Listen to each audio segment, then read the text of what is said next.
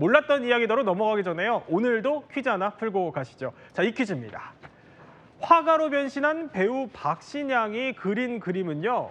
이 가격이 얼마일까요? 이게 오늘의 퀴즈입니다. 그러니까 배우 박신양 씨가 화가로 변신을 했는데 그 그림의 가격이 얼마일까요? 이게 오늘의 퀴즈입니다. 이 퀴즈 정답은 잠시 후 전문가들과 함께 풀어보시죠. 지식 충전 지금 시작합니다.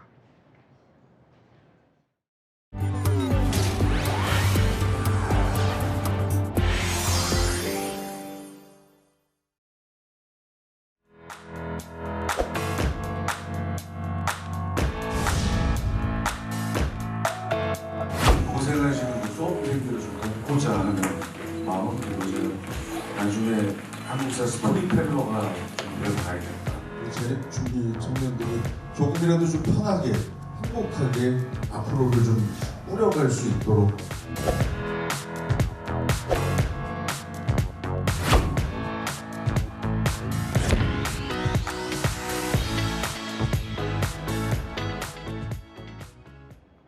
아니, 우리에게도 친숙한 서경석 씨예요. 한국사 강사로 변신했어요?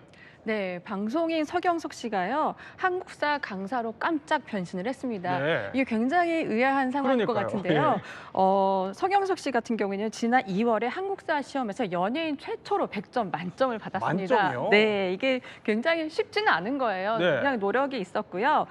이에 따라서 국민권익위원회에 따르면요. 서경석 씨는 오늘 6월부터 7월까지 3차례에 걸쳐서 한국사 특강을 진행합니다. 근데 이 대상이요. 자립준비 청년의 자립을 위해서 시작이 되는 건데요. 네. 굉장히 뜻깊은 것이기도 하고요. 권익위 같은 경우에는 그 서경석 씨가 이렇게 딱 된 것을 알고 바로 행동에 돌입했습니다. 지난 3월에요. 서경석 씨를 홍보대사 겸 자립준비 청년 명예상담사로 위촉을 했습니다. 근데 서경석 씨 하면 생각나는 게 이거 맞나요? 뭐 그렇게 심한 말을 이게 사실 유행어가 생각이 나요. 왜 모른 맞아요? 척하시죠?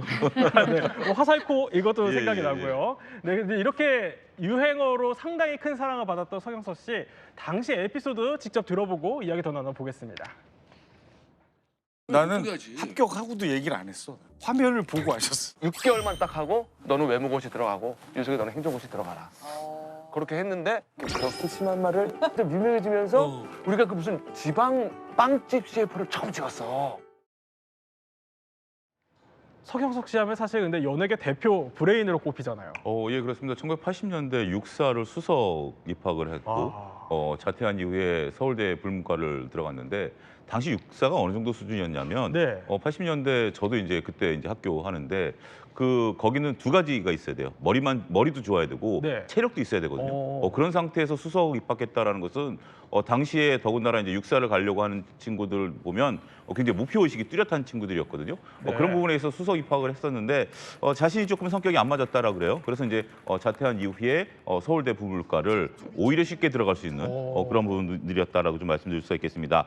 근데 아무래도 이제 그 이후에도 서경석 씨는 개그 콘테스트 지금 이제 얘기한 M본부에 이제 개그 콘테스트를 갔는데 여기서도 금상을 수상했어요. 아, 그래요? 바쳤다 하면 정말 네. 시험을 잘 보는 이제 그런 부분들이었고 말씀하신 것처럼 그런 어떤 이렇게 심한 말을 이렇게 깊은 뜻이 이런 부분들이었는데 조금 전에 이제 평론가님 말씀하신 것처럼 한국사 이제 강사로 뛰었지 않습니까? 근데 서경석 씨가 자격증이 몇 개가 있어요.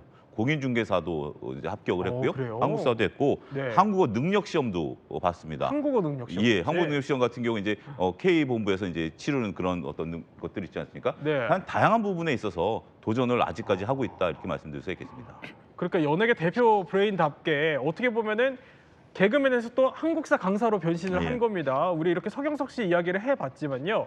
사실 연예계의 엔잡러라고 해야 될까요? 그러니까 여러 가지 직업을 가진 사람들이 상당히 많습니다. 그래서 우리가 한번 이렇게 나눠봤습니다. 도전형, 자아실현형, 이색형 이렇게 세 가지로 한번 나눠봤어요. 너무 많아요, 사실. 근데 먼저 조갑경 씨 얘기를 해보면요, 남현 기자. 네. 단순한 도전이 아니라 어떻게 보면은 연예계 엔잡러의 무한 도전이라면서요. 네, 그야말로 조갑경 씨는 정말 지치지 않는 무한 도전형인데요. 네. 조갑경 씨 하면 사실 홍서범 씨 아내라는 게 굉장히 더 유명하고요. 맞아요. 예. 예, 과거에는 원조 미녀 가수가 유명했지만 사실 지금 현재의 조갑경 씨는 정말 무한도전 엔잡러라고 할 수 그래요? 있습니다. 연예인 활동하면서 정말 다양한 것에 도전을 해왔었는데요. 가장 처음에 했던 게 미용실이에요. 미용실이요. 네, 근데 그 미용실을 했었을 당시에는 조갑경 씨가 방송 활동도 조금 열심히 했었거든요. 근데 온전히 이제 집중을 좀 할 수 없었던 거죠. 그래서 5년 만에 폐업을 했었고요. 그 다음에 가장 큰 손해를 본 게 포장마차 같은 카페를 운영했었어요. 포장마차 네. 카페요? 네, 그 당시에 그 홍서범 씨의 그 데뷔곡 있죠. 블로리아라는 그 원곡의 제목을 가게 이름으로 한 거예요. 그러면서 이제 포장마차 겸 그리고 이제 가수들이 이제 노래를 부르는 걸로 유명을 했었는데 정말 잘 됐습니다. 초창기에는 잘 됐는데 네. 그 주변에 굉장히 많은 비슷한 동종업계가 또 생긴 거예요. 그래서 그래요? 쉽지 않아서 매출을 접어야 했었고요. 그다음에 이후에도 사실 계속 도전을 했었습니다. 다음에는요. 인테리어 사업, 젓갈 사업까지 했지만 사실 쉽지는 않았습니다. 그렇군요. 상당히 많은 도전을 한 또 스타로 조갑경 씨를 꼽아주셨는데 이번에는요. 무려 10년 동안 엔잡, 그러니까 여러 가지 직업에 우물을 판 스타가 있다고 합니다. 어떤 도전인지 들어보시죠. 하루에 3,000자씩 쓰겠다. 그래서 3,000자 쓰고 그 다음날 2,000자를 지우는 한이 있어도 그렇게 해서 석 달 동안 이제 달리기 하듯이 일단은 끝을 낸 거죠. 그러니까 유인계 평론가, 우리도 잘 아는 차인표 씨예요. 배우 차인표 씨. 근데 소설가로 도전을 했는데 이번에 이 소설이 옥스퍼드대 필수 도서로 선정이 됐어요? 예, 사실 차인표 씨는 2009년에 소설을 발표한 중견 작가이기도 합니다. 네. 그때는 잘 가요 언덕이란 제목으로 나왔는데요. 그렇군요. 이게 2021년에 좀 수정을 하고 개정을 하고 제목을 언젠가 우리가 같은 별을 본다면 볼 수 있다면으로 해갔고요. 이 책이 옥스퍼드 대학에서 한국학 필독 도서로 돼 있는 거죠. 무조건 옥스퍼드 대 학생들 다 보라는 얘기가 아니고요. 네. 근데 이제 16년 차 베테랑 작가인 만큼 그 사이에도 한 5권 정도의 새 책을 냈는데 많은 연예인들이 요리책, 그다음에 수필 이런 거 냈지만 그렇죠. 위안부를 주제로 한 역사 소설을 쓴 연예인은 아마 최초가 아닌가 싶기도 하고요. 부인이 신혜라 씨가 인정할 만큼 네. 차인표 씨는 글에 대한 애정이 굉장히 깊고 아까 하루에 3,000자를 쓰고 다음에 2,000자를 버리도록 계속 쓴다고 얘기를 했잖아요. 그래서 50페이지쯤 집필 중에 중고 노트북에 고장 나기도 하고 그럼 이거는 하늘이 쓰지 말라는 계신가 보다. 그래서 네. 접기도 하고. 하지만 위안부라는 주제에 굉장히 매달려서 결국은 대한민국 연예인만이 아니라 작가로서도 매우 힘든 옥스퍼드대 필독도서가 됐고요. 예, 수많은 책들을 아마도 써낼 예정이라고 합니다. 자, 이렇게 스타들의 도전을 쭉 보니까 사실 쉽지는 않은 것 같아요. 그런데 도전을 넘어서 이번에는 자아 실현에 또 나선 스타가 있다고 해요. 그 자아 실현에 나선 스타, 그러니까 배우 하정우 씨 얘긴데 하정우 씨가 화가로 변신했어요? 네, 하정우 씨 같은 경우에는요. 본업인 연기도 굉장히 열심히 하고 심지어 영화 감독으로도 데뷔해서 성공을 거뒀는데요. 네. 또 다른 영역이죠. 이제 화가로 정말로 대성공을 거뒀습니다. 저게 지금 하정우 씨가 그린 거죠? 예, 맞습니다. 굉장히 화풍이 독특하고 이제는 저 그림을 딱 보면 저게 하정우 씨의 그림이라고도 알 수 있는데요. 하정우 씨 같은 경우는 2010년 첫 개인전을 열었고요. 네. 이후에도 지금 꾸준히 해서 벌써 10차례나 개인전을 열었습니다. 당시에 처음 그림을 시작했을 때는 왜 그것까지 해라는 질문이 사실 많았었어요. 저도 네. 그래서 당시에 처음 이제 그림을 그린다고 알았을 때 물어봤었어요. 왜 그림을 그리냐? 직접 그랬더니 물어보셨어요? 네네, 물어봤습니다. 그랬더니 하정우 씨의 대답이 굉장히 뜻밖이었어요. 그러니까 뭔가 내가 뭘 하고자 했던 게 아니라요. 사실 해외에서 당시에 촬영이 굉장히 많았어요. 네. 적게는 한 달 아니면 5개월, 6개월 동안 그 한 곳에 체류했을 때 조금 힘들었대요. 왜냐하면 그 한 캐릭터에 빠져 있을 때 굉장히 좀 고통스럽기도 하거든요. 네. 그래서 하정우 씨가 생각해낸 게 뭐냐면 그러니까 영화 세트장에 보면 이렇게 나무 판자들이 있잖아요. 네. 그걸 뜯어서 그 위에 그림을 그리기 시작했었어요. 네. 그걸 시작으로 생각해보니 재밌었던 거죠. 그렇군요. 그래서 하나 둘씩 해보다가 본인이 이제 화가로 나서게 됐고요. 사실은 이렇게 전시도 하지만 뷰티 브랜드나 이런 데 같이 콜라보를 해서 본인의 그 시그니처 그림들을 같이 안에 인쇄해서 넣어서 또 다른 영역에 확장도 하고요. 앞으로도 계속 활동을 할 거라고 합니다. 게다가 지난해는요. 하정우 씨의 100호 작품이요. 약 2천만 원에 팔렸다는 소식이 2천만 원. 예. 오. 그래서 저 그때 굉장히 축하하면서 너무 축하한다. 이제 배우 안 해도 되는 거 아니냐고 사실 네. 물어봤습니다. 하지만 본업은 연기이기 때문에 절대 연기는 놓치지 않겠다고 합니다. 자, 이렇게 그런데요. 하정우 씨뿐만이 아니라 또 한 명의 연기파 배우도 붓을 들었다고 합니다. 영상으로 확인해 보시죠. 아직 마르질 않아서 이걸 일단 세워두면서 말리려고 합니다. 백조가 이제 흑조가 되는 우후. 이게 뭔가 통쾌함이 있네요. 색이 확 변하니까 원하는 색을 만들고 이제 거기에 그림을 그리게 되는 거죠. 아니, 배우 박신양 씨예요, 유인규 평론가? 예, 박신양 씨는요 사실 천의 얼굴을 가진 배우라고 할 만큼 다양한 캐릭터를 완벽하게 소화해냈죠. 우리에게 그 익숙한 왜 말을 못해라고 했던 파리의 연인. 아, 파리의 연인. 네, 순간 뭔가 했습니다. 네. 그래서 시작해서 화가, 사채업자, 의사, 네. 무당까지 역할을 다 해냈던 분인데 이제 이 분이 이제 화가로 변신을 했습니다. 근데 사실 모스크바 대학에서 연기학 공부하기도 했고요. 노래도 굉장히 잘 부르는 거 봐서는 네. 아마 세포 마디마디에 예술 혼이 흐르는 분인데 이분이 드디어 본업의 연기와 함께 2012년부터 그림을 그리기 시작했다고 합니다. 그래요. 12년부터 그래서 벌써 13년 차 그렇네요. 한 띠가 이제 돌아갈 정도라는데요. 그래서 이제 작업실만이 아니라 거처조차 안동, 경북 안동으로 옮겨서 오. 거기 저 화면에서 보이는 게 안동에 있는 작업실이에요. 아, 그래요? 거기서 그림도 그리고 인근 대학에서 강의도 하면서 이제 본격적인 이제 예술가로 좀 거듭나기도 하는데요. 하정우 씨 작품이 네. 백호에 2천만 원에 팔렸다 그래서 제가 하고 한숨을 내셨는데 네. 박신양 씨 그림을 보고 더 한숨을 내실 수밖에 없어요. 왜요? 아무리 돈이 많아도 살 수가 없어요. 살 수가 원본을 팔지를 않겠다는 각오를 펼치고 있습니다. 그러니까 본인이 너무 그림이 좋아서 사랑해서 계속 그린다고 하고 있습니다. 네, 그럼 아까 그 퀴즈 다시 한번 볼까요? 저희가 내드린 퀴즈가 자, 화가로 변신한 배우 박신양이 그린 그림은 그럼 얼마인고?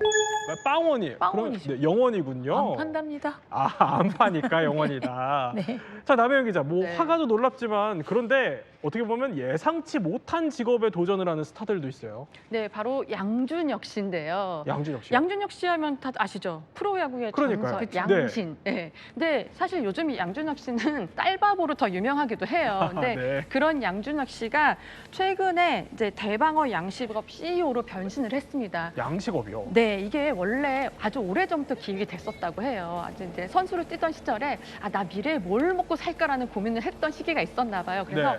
저거다라고 딱 잡으신 거죠. 네. 근데 사실 초반에는 광어, 줄돔, 우럭, 전복 정말 많이 키웠었다고 해요. 근데 약간 좀 모두 실패를 하던 중에 5년 전에 드디어 주 종목을 잡으신 거예요. 방어 양식을 시작하며 본격적으로 성공을 거뒀습니다. 자, 그런데 네. 어떻게 보면 이렇게 엔잡러, 여러 가지 직업을 갖고 있는 엔잡러 스타의 원조격 배우가 있어요. 예, 그렇습니다. 1980년대를 주름잡던 김미숙 배우를 우리가 빼놓을 수 없는데요. 당시만 하더라도 네. 이게 지금 이제 80년대 원조 여성 배우들을 보면 김혜자 선생님, 고수심 선생님, 네. 선생님 단어가 이제 붙을 정도로 이제 연배가 있으신데 이제 김미숙 선생님이라는 단어는 조금 낯설어요. 근데 어찌 됐든 정말 지금 화면에서 보시는 것처럼 원조 정말 CF 퀸이었었습니다. 당시에 대부분의 CF를 다 휩쓸었는데요. 제약, 과자, 햄, 주스, 가구 등 뭐 이런 것들을 했었습니다.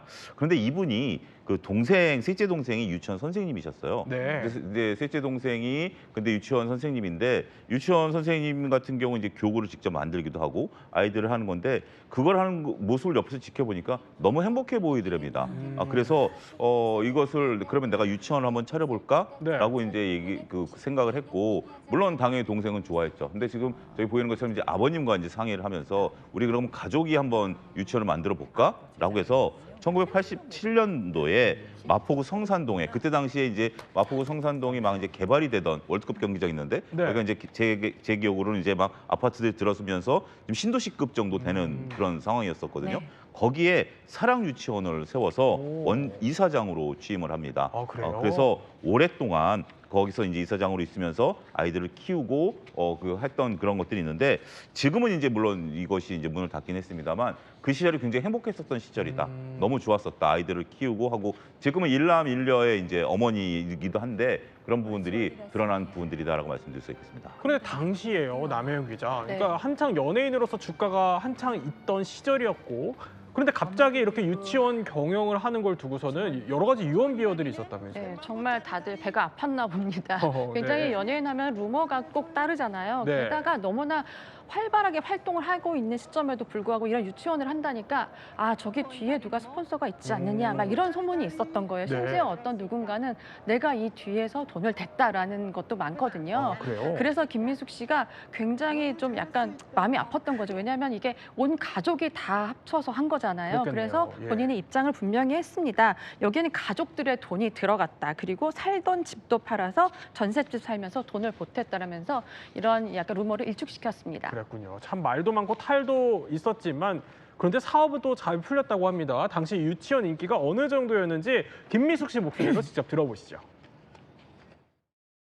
원서 접수하는 날은 줄 서고 오빠들이 이렇게 입을 이렇게 하고 유치원 앞에 와 있는 거예요. 제가 볼 때는 연기자 김미숙이 하는 곳이니까 믿어주신 것 같아요. 그러니까 아빠들까지 와서 줄 설 정도면 상당히 성공했던 거예요. 예, 그 단지가 성산 시형 아파트가 있는 앞에 있던 거여서 그래요? 일단 수요가 되게 많았고요. 그리고 김민숙 씨 경우에는 유명한 스타가 유치원 열었다 그러면 얼굴 마담 이라는 평을 받을 수 있지만 실제로 유치원 원장 회의에도 참석하고 연수도 다녀와서 진짜 열심히 하시는구나 생각을 했을 거예요.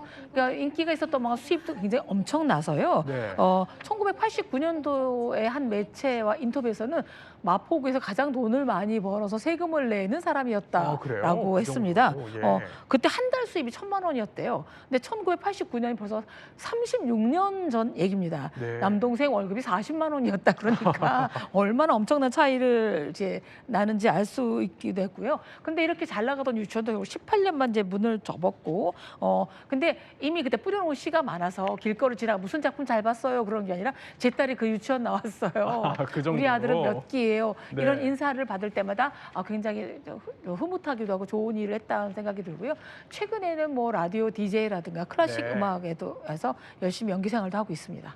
자, 그런데 사실 뭐 연예인 엔잡러 하면은 또 단골 수제로 빠질 수 없는 게 바로 요식업이에요. 식당 문을 여는 사람들인데 그래서 저희가 한번 정리를 좀 해봤습니다. 자, 이건데 처음에 배우 정보석 씨 얼굴이 나와요. 정보석 씨가 빵집을 합니까? 네, 정보석 씨의 빵집은 굉장히 유명합니다. 심지어 정보석 빵집 하면 바로 그 상호가 인터넷에 나올 정도인데요. 정보석 씨 같은 경우는 지난 2021년에요. 모 예능 프로그램에 나와서 파티시의 아들과 함께 빵집을 차렸다라고 얘기를 했고요. 지난해 같은 경우에는 사실 이게 너무 인기도 많긴 했지만 조금 외진 곳에 있었어요. 그래서 다른 곳에서 다시 좀 인사를 드리겠다고 해서 최근에 다시 문을 열었습니다. 근데 약간 이게 굉장히 정보석 씨 얼굴만으로 가는 것이 아닌 거예요. 사실 네. 빵도 맛있었습니다. 그래서 요즘에 SNS에는 그 빵지술래라는 게 있잖아요. 그중에 정보석 씨의 약간 빵집도 같이 있고요. 요즘엔 살짝 연기를 조금 덜 해서 좀 아쉽긴 하지만 다들 빵집으로 가서 정보석 씨를 좀 보러 가고 있습니다. 자, 이번에는요. 이 요식업으로 인생 그야말로 대반전을 맞는 또 스타가 있다고 합니다. 영상 보고 올까요? 처음에 피자집 했다가 또 이제 여기 일이라도 중간 또 했다가 빚이 한 100억을 됐어. 정신을 차리면서 일에 열심히 한 거예요. 뜨거운 자스민 티를 매일 손님들에게 따라줬더니 이게 이렇게 딱 이렇게 했더니 여기가 다 이렇게 휘진 거예요. 그러니까 임미숙 씨예요. 예. 근데 최근에는 이 빚을 좀 청산을 했다고요? 예, 다 갚았다라고 합니다. 이제 빚이 이제 생기게 된 게 몇 번 이제 우여곡절을 겪었었는데 땅을 사서 미사리의 라이브 카페 그때 당시 이제 이런 것들이 유행했을 때 이것을 했는데 IMF가 터져서 그때 당시에 이자율이 20-30%였는데 네. 빚만 4억이었답니다. 그래서 이제 서로 이제 재건축을 하려고 지인한테 돈을 맡겼는데 이분이 또 이 돈을 들고 미국으로 튀었다라는 그런 부분들이죠. 그러면서 전체적으로 이제 여러 가지 이제 뭐 주식도 좀 했고 여러 가지 비포증도 했고 이런 것들이 한꺼번에 터지다 보니까 한 100억 정도 빚이 생겼다라고 합니다. 그래서 시작한 게 이제 중식당인데요. 지금도 이제 중식당을 운영하는 걸로 이제 알려지고 있죠. 여기에서 인절미 탕수육을 개발을 합니다. 오, 그래요? 이게 뭐냐면 타피오카 가루랑 찹쌀을 섞어가지고 이게 이제 좀 쫀득쫀득, 녹말 가루랑 찹쌀을 섞으니까 얼마나 쫀득하겠습니까? 이제 그러게요. 그렇게 해가지고 네. 이게 이제 대박이 난 거죠. 오. 그리고 이게 그때 당시에 이제 지금 화면에서 보이는 건데 이거를 홈쇼핑에 진출을 해서 지금은 이제 우리가 냉동 탕수육을 이렇게 자유롭게 사 먹을 수 네. 있는 거 아니겠습니까? 그거를 최초로 이제 런칭을 했어요. 그런 것들이 이제 대박이 나면서 조금씩 모아가면서 빚을 지금은 다 청산한 상태다 이렇게 말씀드릴 수 네. 있겠습니다. 미국으로 도망갔다. 이 언어를 조금 순화해서 예. 하도록 하겠습니다. 그런데 자 우리가 뭐 스타들의 별별 직업들 다 봤어요. 그런데 앞서 좀 들어봤지만 이 연예인의 부업이라고 해야 될까요? 이게 사실 모두 성공하는 건 또 아니라고 합니다. 영상 하나 볼까요? 왜 불렀어 오늘 우리? 미선이하고는 관계 없는 거지? 서초동은 미선이가 안 갈라고. 아 그래 왜냐면 반을 줘야 되잖아. 미선이가 반을 줘야 되잖아 반을. 아, 그 이유가 뭐야? 여기가 오픈 때 와봤지만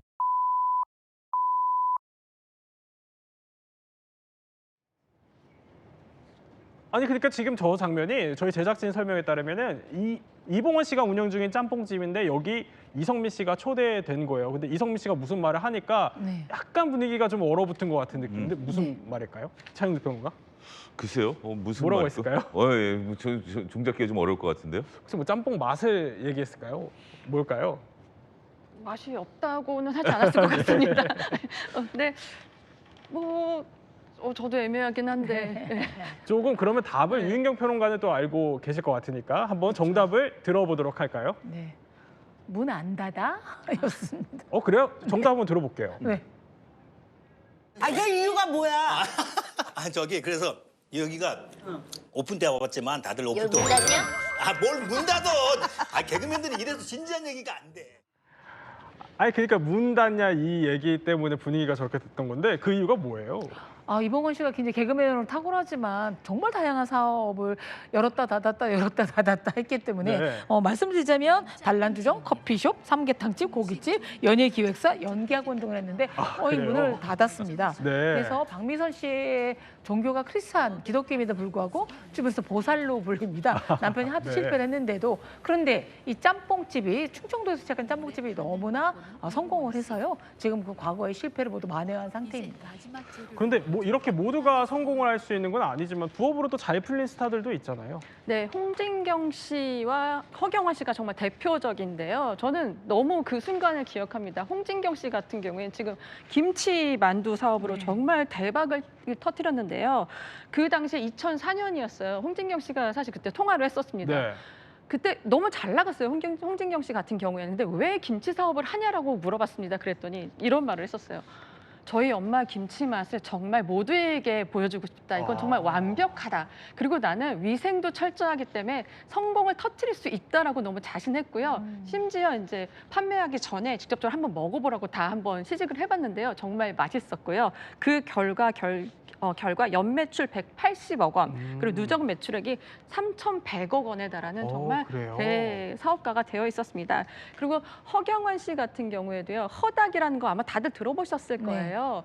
네, 허경환 씨도 본인이 지금 굉장히 몸에 관심이 많습니다. 그래서 다이어트나 이런 식품을 좀 약간 연구를 하면서 본인이 닭을 이렇게 연구를 한 거예요. 네. 그래서 작년에 한번 만났을 때 허닥 꼭 먹어보라고 다양한 거를 얘기하겠다고 말을 했는데요. 사실 이게 쉽지는 않았었습니다. 네. 성공을 거뒀지만 중간에 같이 했던 동업자가 한 27억 정도의 또 횡령을 해서 잠시 너무 힘들었던 시절이 네. 있었거든요. 그래서 허경환 씨 이렇게 얘기했었어요. 내가 이거 아이디어를 내고 많이 하기는 있지만 그래도 전문 경영에게 맡기겠다라고 합니다. 네. 네. 저희가 광고는 아니기 때문에 특정 브랜드명은 언급을 자제해 주시면 네. 고맙겠습니다. 근데 저희가 쭉 이렇게 여러 가지 직업을 하는 연예인을 얘기하는 이유가 이게 사실 비단 연예인뿐만이 아니라 지금 우리 세대에게도 적용이 되기 때문이잖아요. 예. 그리고 아무래도 뭐 이런 부분들을 우리가 좀 봤을 때는 고정 수입에 대한 부분들이 좀 많이 불안정해지는 것 같아요. 그러다 보니까 네. 우리가 이제 뭐 지금 하고 있는 일을 계속할 수 있을까라는 것들이 있는 거죠. 특히 이제 연예인들 같은 경우는 이제 인기에 따라서 수입이 이제 되는 부분들이 있는데, 인기라는 것은 자기의 의지대로 유지가 되는 건 아니지 않습니까? 네. 하루아침에 인기를 얻을 수도 있고 또 하루아침에 인기가 사그라질 수도 있다라는 어떤 그런 불안감들이 저렇게 연예인들로 하여금 다른 고정 수입을 찾게 하는 그러한 중요한 요소가 아니겠나 이렇게 말씀드릴 수 있겠습니다. 또 우리가 평균 수명이 늘어나면서 그렇죠. 그만큼 직업을 또 여러 개 갖는 것도 요새 트렌드인 것 같아요. 그렇죠. 특히 이제 또 요즘 이제 세대들 같은 경우는 이제 하나의 이제 직업이라는 것보다는 예. 그러니까 그러니까 직장보다는 직업이다라고 봐야 되겠죠. 이 직업이라는 것은 내가 다양한 일들을 할 수 있는 거기 때문에 회사를 다닌다라는 거, 그리고 내가 지금 연예인으로서 연기라든지 노래를 한다라는 그 하나뿐만이 아니라 내가 할 수 있는 다양한 것들을 하고, 또 요즘 시대는 또 이것을 또 수익으로 창출할 수 있는 그런 네. 다양한 또 기반들이 마련돼 있다 보니까 그런 부분들을 관심을 갖고 거기에 그 신경을 좀 쓰고 있다, 이렇게 정리가 가능하겠습니다. 네, 연예계 엔잡러 이야기를 통해서 또 달라지는 우리 세대 이야기까지 한번 쭉 네. 짚어봤습니다. 저희는 60초 후에 뵙겠습니다.